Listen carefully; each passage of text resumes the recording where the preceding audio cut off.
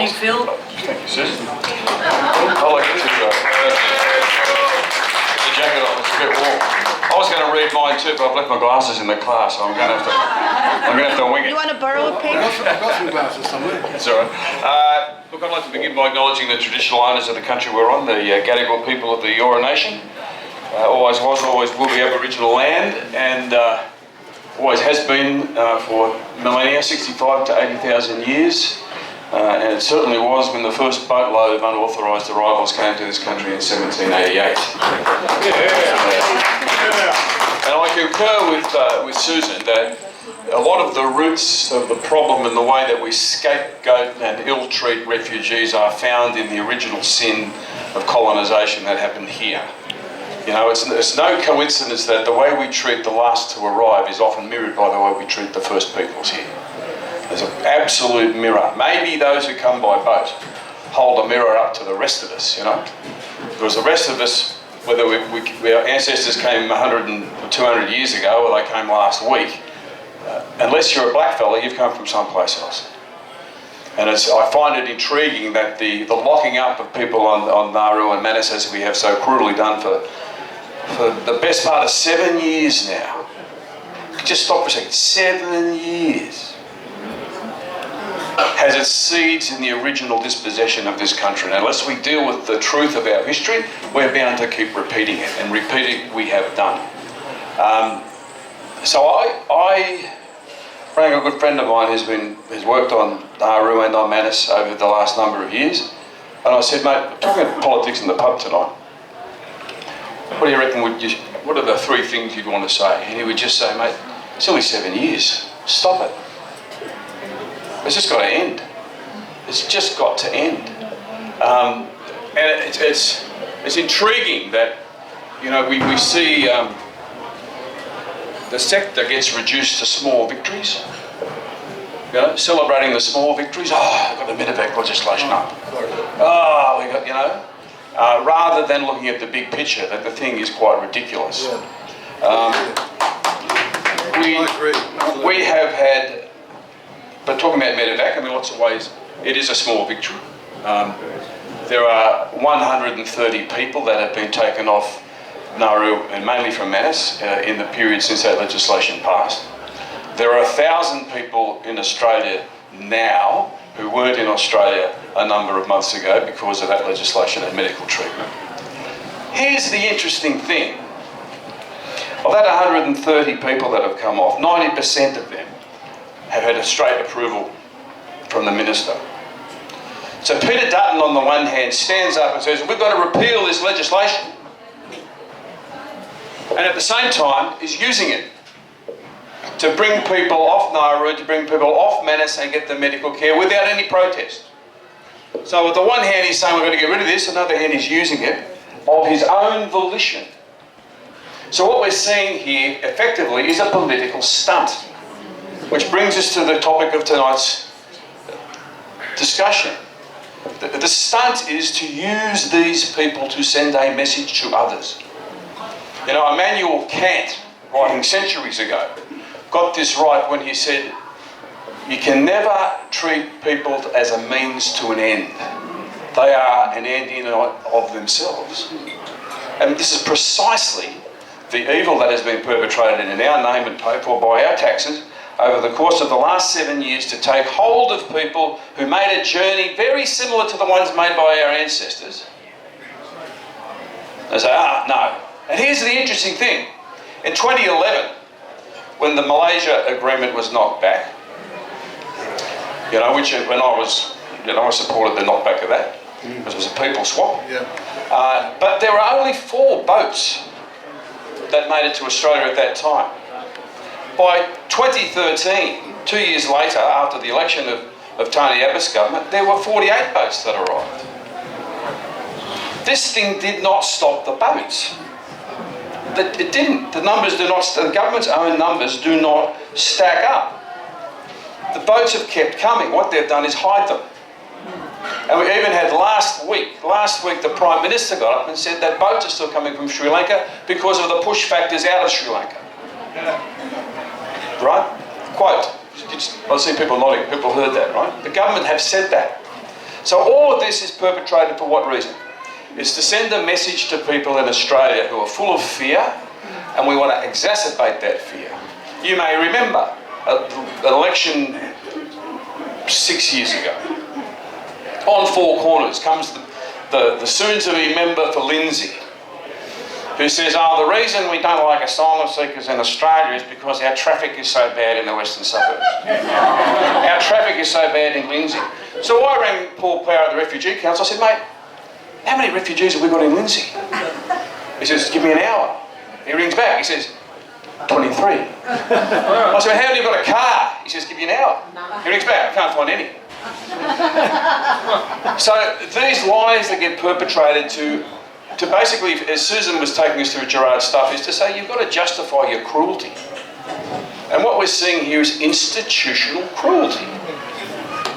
You know, we had the example of the Edmund Rice Centre a number of years ago, and I've spoken of this often, and I apologise if you've heard it, of a young Sri Lankan bloke who came into our office, threatened being deported or being sent to Nauru, and took a knife out of his backpack and began to cut into his arms and stab himself. Now that was a tragedy in and of itself, and Father Claude Mostovic, who's here tonight, was one of the people that rescued him and held him, and as he was bleeding onto the car. But we rang the emergency services. We didn't get an ambulance. You know what we got? We got the emergency response group from the police, a tactical response group, who stormed in fully armed and tape off the street, and stood over this bloke saying, "Are you just doing this to get the attention?" Now, after 20 odd minutes of negotiation, we then got a tactical ambulance bloke who comes in. Not the ambulance, the tactical bloke who comes in and again does the same thing, quizzing this bloke about, you're doing this to get attention. Finally, after another half an hour of negotiation, we got an ambulance. And he bled out. Oh no, he survived, he's okay, he's good. But the thing that is, what I'm saying to you is at every level, from the mentality that goes into Nauru and Manus, right down to how we deal with this on the streets of Homebush, these people run into institutional cruelty. And what does that do? It drives people crazy. You know, we're talking about the small numbers. The government, like I say, there's only 600 people left on Nauru and Manus.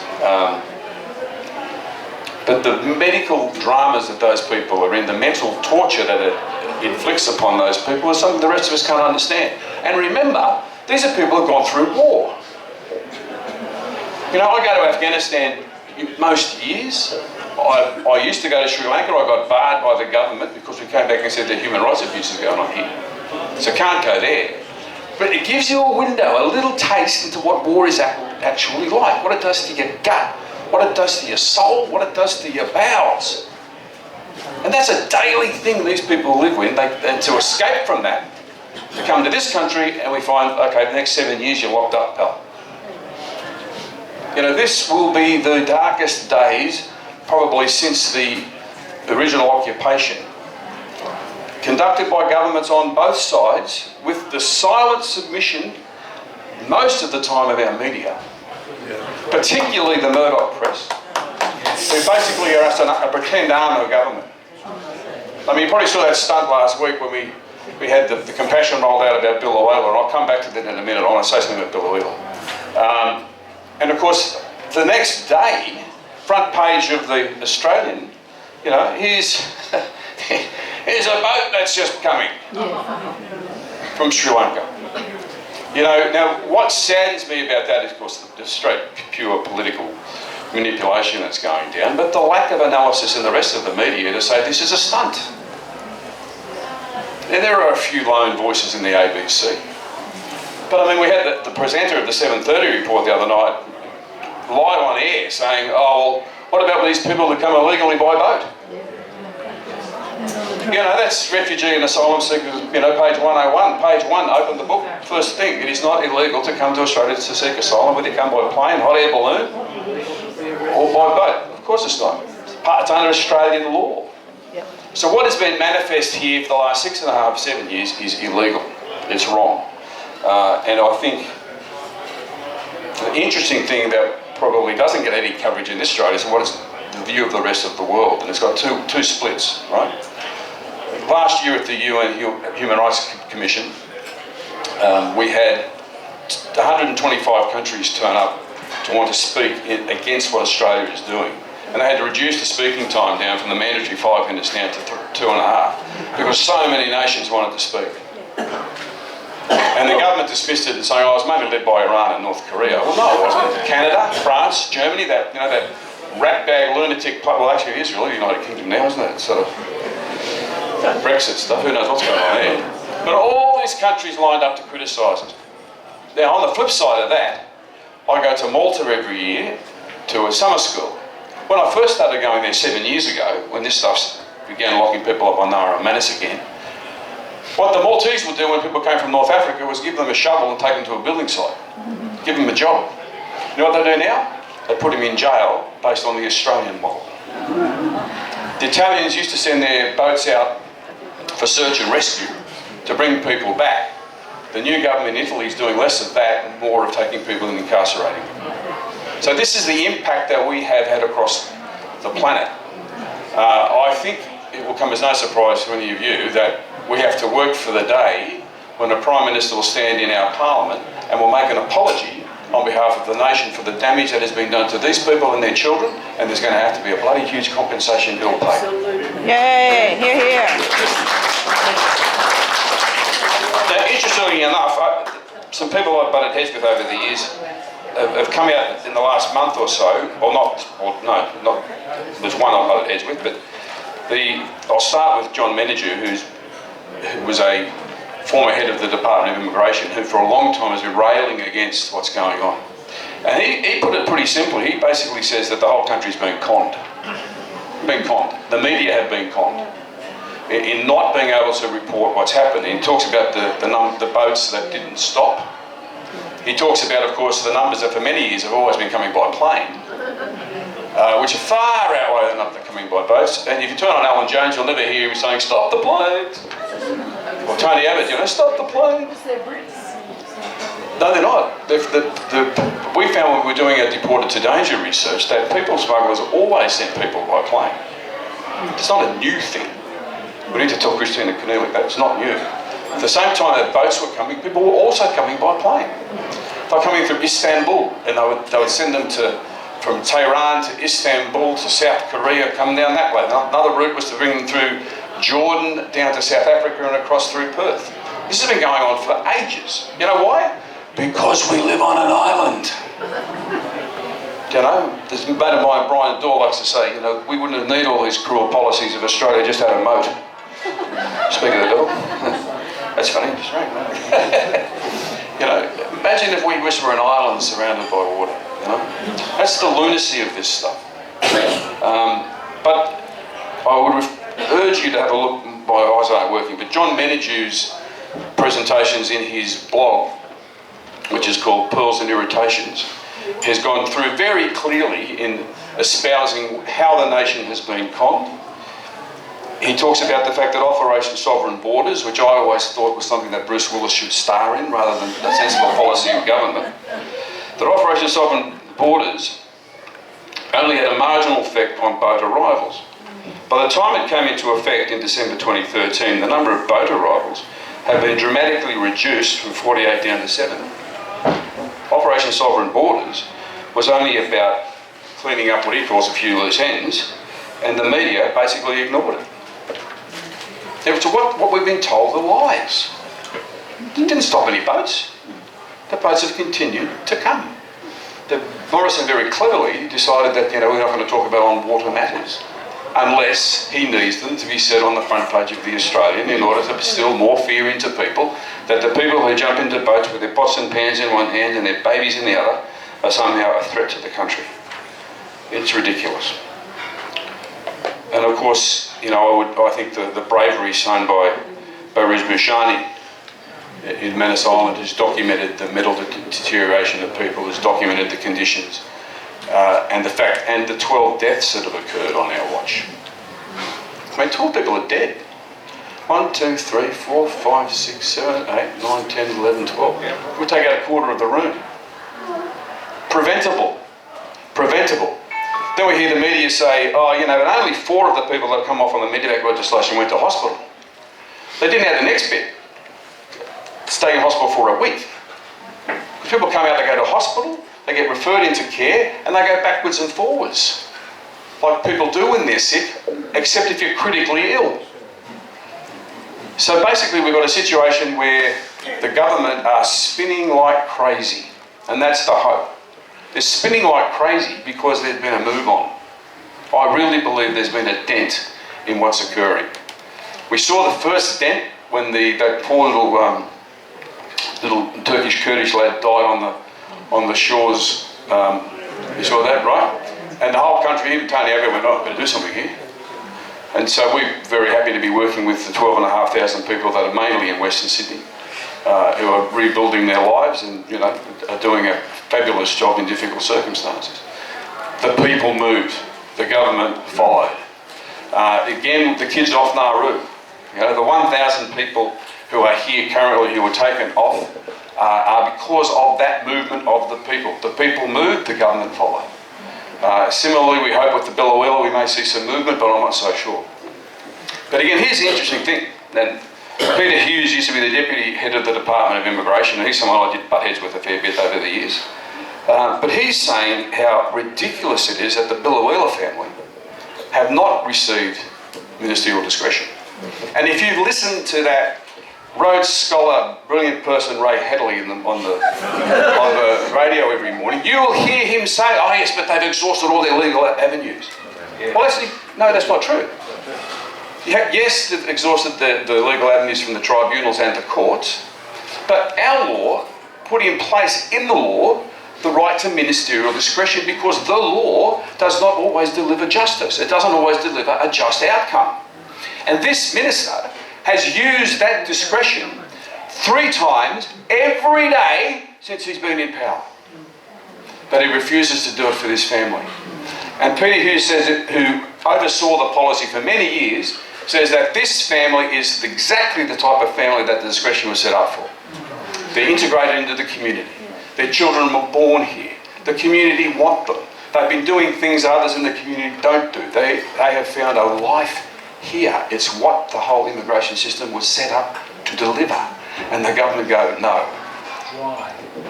Because it says again that the power of fear, as opposed to the mobilisation of love and compassion, is something that these blokes think they can use again and again. But the evidence, I think, is increasingly showing that Australians are fed up with this. And we know it because the numbers on Nauru and Manus are coming down quietly. They want to do it so nobody notices. And then they can turn around and claim victory until the next boat comes. What we need is a cultural shift, right? What we need is a mobilisation of the goodwill of people's movement that reflects the kids off Nauru, the success of the medevac legislation, the capacity to bring people off. But also, this is another challenge, we have to embrace the opportunities that exist in the United States. Of those 1,000 people that have come, if they apply before next Friday, the 20th of September, they can go to the United States. That's good. Now, here's the issue that often people in the left find really hard to deal with. Of course they should come here. Of course they are our responsibility, not the responsibility of the United States. The Refugee Council of Australia at the moment is negotiating with Canada to set up a sponsorship scheme so we can attract funding for that so people can go to Canada. Now they should come here. New Zealand has offered for them to go to New Zealand and the government has said no, of course they should come here. But I remember standing here not here, at Harold Park Hotel 20 years ago with a bunch of young people from Northern Ireland, Catholics and Protestants, who came to talk of politics in the pub, and they were talking about how they were learning to talk to each other across the divide. And an old Irishman up the back, Northern Irishman, got up and he said to this young kid, he said, well, you should be absolutely ashamed of yourself.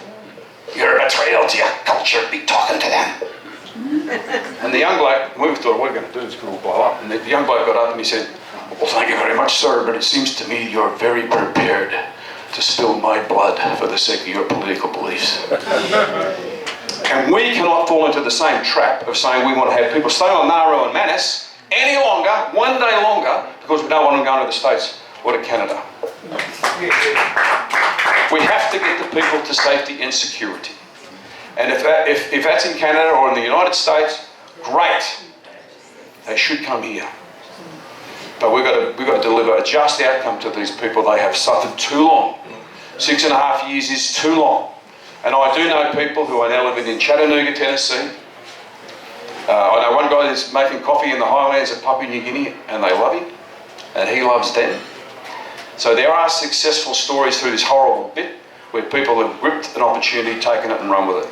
So we have to, in the short term, enable that Canadian sponsorship to get up.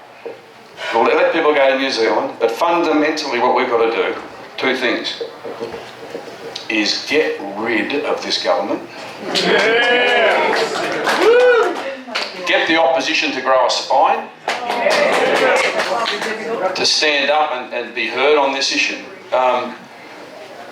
Because, you know, the biggest threat to our way of life, I'm going to end on this point, or 2 points. The biggest threat to our way of life was Laurie Penny writing in the New Statesman. He was talking about Britain in the post-white Brexit happened. And God, it's got some echoes here. He said, the biggest threat to our way of life is not migration, refugees and asylum seekers. He said, migration does change our country, although far less than technology, economic austerity, globalisation or climate change. The greatest threat is not someday that you might find yourself sitting on a bus or walking down Blue Point Road and hear somebody speaking Dari or Pashto or Arabic or Kinyarwanda. That's not the big threat to our life. The biggest threat is that we will swallow this public narrative that immigrants and asylum seekers, people from non-European background, are less human than the rest of us, that they feel less, that they matter less. And he makes the point that Australians are quite capable of sitting comfortably in the bubbling water of cultural bigotry until it boils away every last shred of compassion that we have left. Compassion is not a form of weakness. And I agree with what Susan was saying at the end. We can't turn into them. We can't use the same tactics that they have used to destroy lives to destroy them. They are acting in a way that is completely inconsistent with humanity. We've got to rise above it, find a voice, mobilise and stick at it, because it's going to take a while to get there yet. And I remember why we do that when I saw the scrawl on a detention centre by an anonymous asylum seeker. I think he was Iranian. And I always like to end on this, because until this bloke gets liberated and we get liberated from this rubbish, we have to bear this in mind.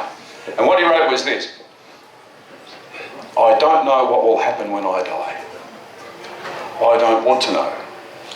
But I want the potter to make a whistle from the clay of my throat, and for that whistle to fall into the hands of a naughty child, and for the child to blow on the whistle with all the silent and suppressed air in his lungs until it disturbs the sleep of those who are dead to my cries. Go and get a clay whistle, folks, and blow the buggery out.